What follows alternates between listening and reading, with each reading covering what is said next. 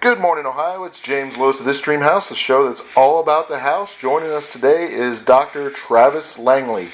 So what's up, Doc? Oh, too much or too little, depending on the topic. So, did you have anybody famous that used to call you Doc? I did. Actually, Adam West would call me that. We had done a panel together in 2009 talking about the Joker. And after that, whenever I would see Adam, I would think, this is going to be when he doesn't remember me. And he would usually say Doc, although sometimes he said Travis. But he'd like, Doc, how's it going? And which is a very good cover if he doesn't remember my name. So for a while I thought he didn't. But then sometimes he'd say, Professor Travis, how you doing? And then while I would, I'm doing well, while my inner child just kind of goes, that man knows me. Exactly. That is so cool. Who is the Joker? The Joker is a force of chaos. The Joker is the most dangerous parts of all human nature combined into a single character. He is created as the counterpart to Batman. The grim, brooding hero who dresses like a monster. His ultimate enemy is the bright, laughing monster that looks like a clown. And we have no specific background, no one real name. We don't even know for sure what the origin of this character, and it's best that way. He needs to be unknowable, unfathomable. 10 years ago, I would have thought the idea of a movie about a specific Joker was ridiculous, but people are now accustomed to seeing a lot of different versions of some of these characters, such as the Joker. Like, there was the Jack Napier version that was played by Jack Nicholson once upon a time. They just had these characters, Jerome and his brother, on Gotham as potential Jokers, and one turns out to be. So people are now used to seeing a variety of... This is a character who, it defies being a single person. Batman is Bruce Wayne, but the Joker is not a specific individual. I agree with you. It is just, it's so much better when it is so... ambiguity, just not being specific with the details. It really makes it scarier. It really makes it more intense or more interesting. I agree with you 100% there. Who created the Joker? Jerry Robinson, Bob Kane, and Bill Finger, back when they were working on the character in the first year or two, they gave later on different but overlapping accounts, and I had a whole chapter going through kind of a forensic investigation and pulling the psychology of memory, looking at where they agree and where they conflict, and it seems to have started with Jerry Robinson, excited to write a Batman story for the first time, had this idea about doing this evil clown character, and he remembered the Joker playing card, and he had the illustration that he drew that night of that first Joker playing card. And while Bob Kane didn't think that's a fully fleshed out character, Bill Finger saw that and said, oh, that looks like Conrad Veidt from the movie The Man Who Laughed, the silent film. If you ever see photos of Conrad Veidt from The Man Who Laughed, he looks like the Joker. And that's also because while that reminded Finger of the Joker, they then used that as a reference. And the three of them together, Jerry said, it's like the three of them together created the Joker. Yeah, that's one of the interesting things. The Joker, a lot of people say, is turning 80 next year. But I agree with you. I think the Joker's a little older than that. I think it goes back to more the 1928, the laughing, or the Man Who Laughed. Yeah, The Man Who Laughs is a very important influence visually in terms of the nature of the character. You can see, like, the old movie, The Invisible Man. There's some things in the very first Joker story where the police are gathering to try to protect this person who's been threatened by the criminal, and the criminal kills the guy anyway. It's like, that is straight out of the movie The Invisible Man. And Jerry was very influenced by old Edgar Allan Poe villains, some of the more maniacal ones, who would have this bizarre mischief to the person that they were killing. You mentioned there was more than one Joker. About how many are there, you think? Well, in the comics, they have this idea now that there are actually three Jokers. And it makes some sense if you want the Joker to make sense, but the Joker doesn't need to make too much sense.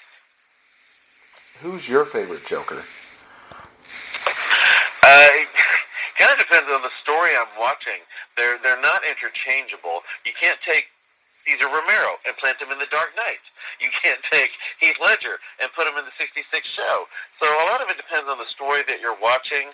Honestly, the one who best captures the character as depicted in general is Mark Hamill in Batman the Animated Series. I agree with you. That series doesn't get enough credit. I mean, it is so spot on to what the Batman should be, what the Joker should be. I agree with you 100% there. Mm-hmm. Is the Joker... Well, the cartoon had advantages because with those 1 and 2 part stories, they could have the smaller stories that played to Batman's strengths. And the moments that show aspects of them that this epic film can't just cram into 2 hours. Exactly. So is the Joker more a man or is he more a monster? Yes. Well, he is the monstrous side of real human nature. What real-life criminal most similar to the Joker?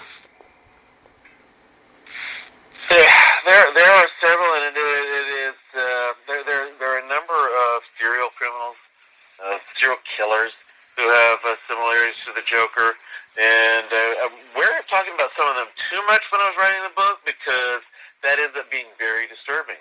But though I did have to talk about BTK, Dennis Rader, partly because the FBI profiler I interviewed for the book used BTK as an example. This guy who has this name that he wants to give himself. He wants attention. He is egotistical. He is psychopathic. He is cruel. But he wants the attention. In fact, the attention is ultimately what got Rader arrested. Some of the things he did to try to get attention. And with a lot of Batman's enemies, their own need for attention is often their downfall. Imagine how many crimes the Riddler would get away with if he weren't sending those riddles to the police. Oh, gosh, yeah. I mean, he basically just tries to hand himself to them just so he can get the credit, it feels like sometimes. So yeah, there's a wonderful line in the comics that the Penguin said one time, "What's the point in committing the perfect crime if no one knows it was you who did it?" Good point. So, who should have played the Joker but never got the chance? Michael Keaton. Michael Keaton? How's he going to play the Joker? He's the Batman. I know. I think the only way to have done it would have been to show us a nightmare sequence in which that Batman saw himself as the Joker. I think after Nicholson at that point in Hollywood, Michael Keaton would have been the best person to play the Joker. And with him having been Batman, I think a nightmare sequence is the only way they could have done it, but I think that would have been fantastic. What are your thoughts on Robin Williams? I always heard rumors that he was up for it. They were considered him for the Joker. They considered him for the Riddler, and I think he would have done very well at either one of them. I can easily look at, especially the Schumacher films, and see Robin Williams playing a fantastic version of either character. Although I am a little more inclined on the Riddler. I think he'd have suited the Riddler a little better. But he was up for the role both times. Are the Joker and Harley Quinn more Bonnie and Clyde, or are they more Groucho and Margaret Dumont? I think definitely more Bonnie and Clyde. In fact, we have a criminal justice expert who contributed to the book. I write 2/3 of the book, but I have other professionals write things in this particular book as well. And she goes through a Bonnie and Clyde comparison. Although Bonnie and Clyde, it was more of a partnership. Bonnie was a very strong, she was assertive herself. With the Joker and Harley Quinn, as a criminal pair, she's always subservient. She's his sidekick. What we like about Harley most is when we see her when she is broken away from the Joker. I look forward to the upcoming Birds of Prey film next year, which is subtitled, or the fantabulous emancipation of one Harley Quinn. We love her the most when she has stood up for herself and broken away from him. Exactly.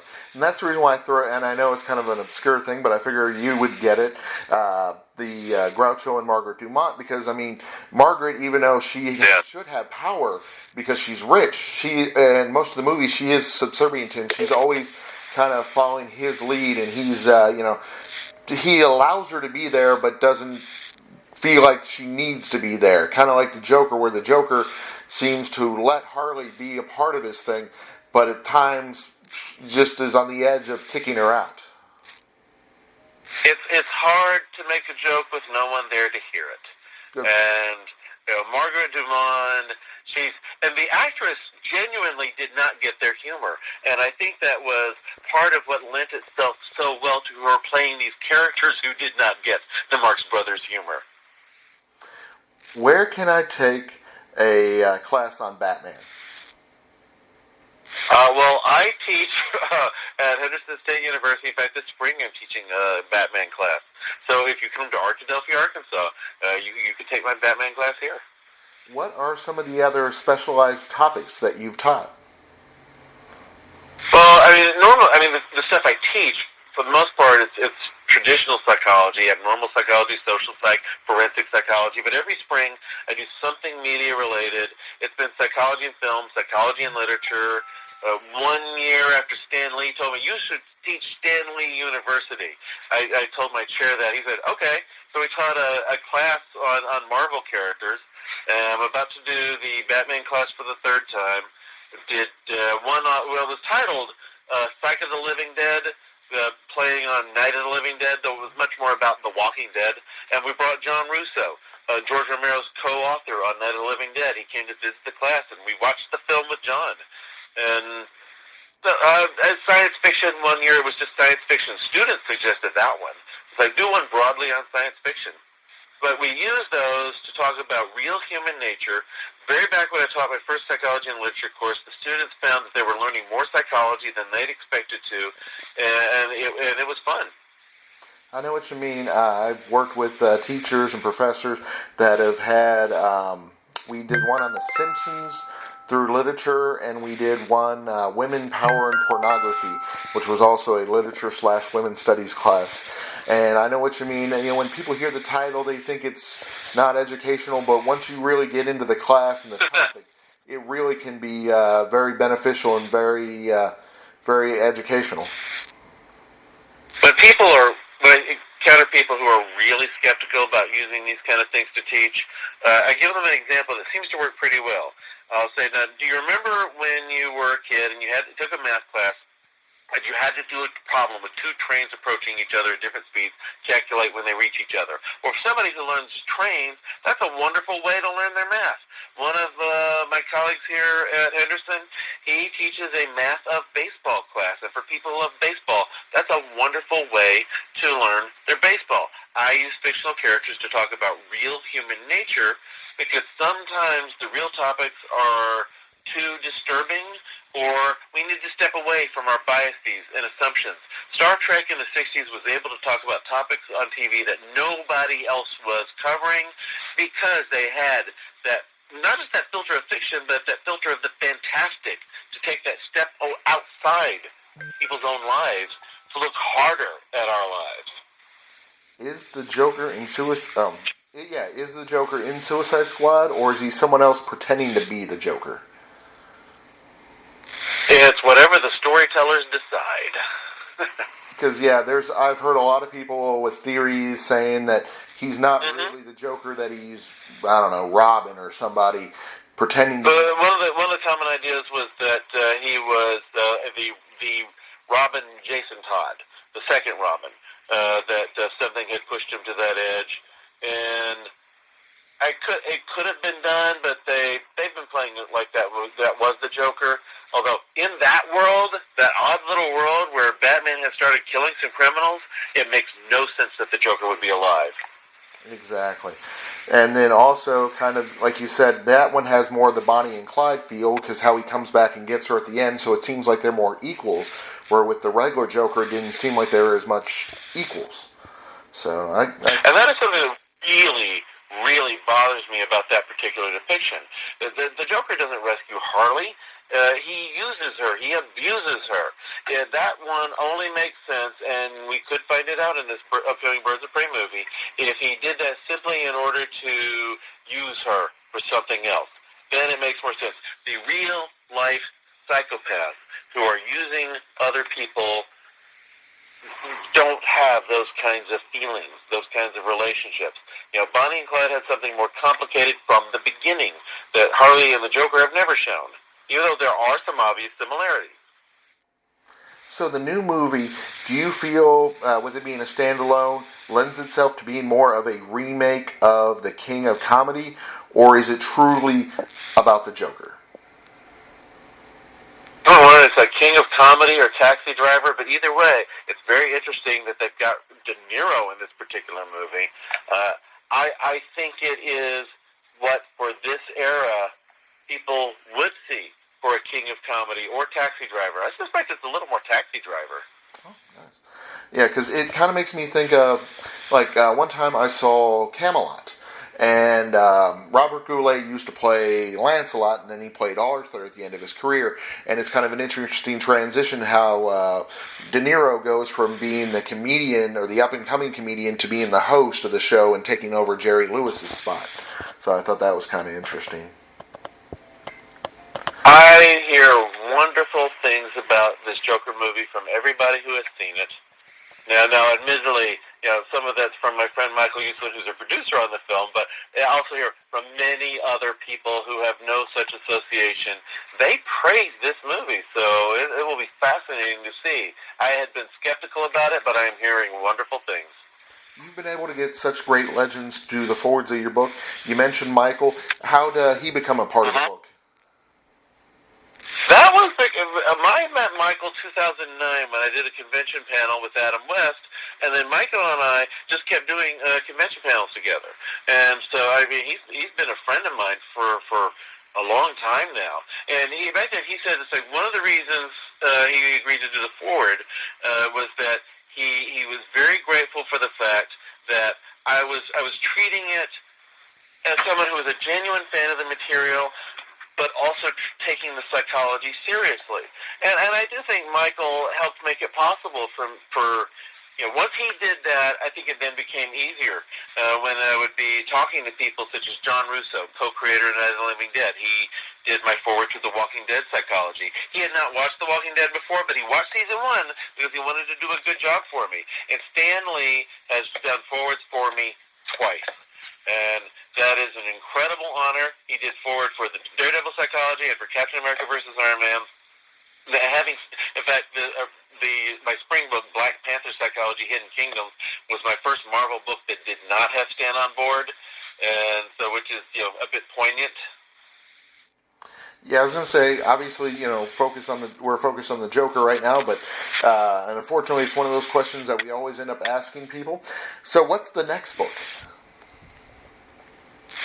One I can't talk about yet. Drives me crazy. It's such a wonderful question, a great opportunity to promote it, but can't talk about it yet. No worries. There's always down the road, and we look forward to hearing about that one. Before we let you go, what towns are you going to be visiting, and what social media and what websites should we check out for you? I will be at New York Comic Con next week. I've got a short live stream panel about the science of Star Wars. I do many panels at Wizard World conventions. I'm easy to find on social media, especially Facebook and Twitter. I'm at Superherologist, one of the 10 most followed psychologists on Twitter. And the books are easy to find. Barnes & Noble, other bookstores, and Amazon. They're all over the place. Excellent. I'd like to thank our guest, Dr. Travis Langley, author of The Joker, Psychology, Evil Clowns, and the Women Who Love Them. Thank you, Doc. Thank you.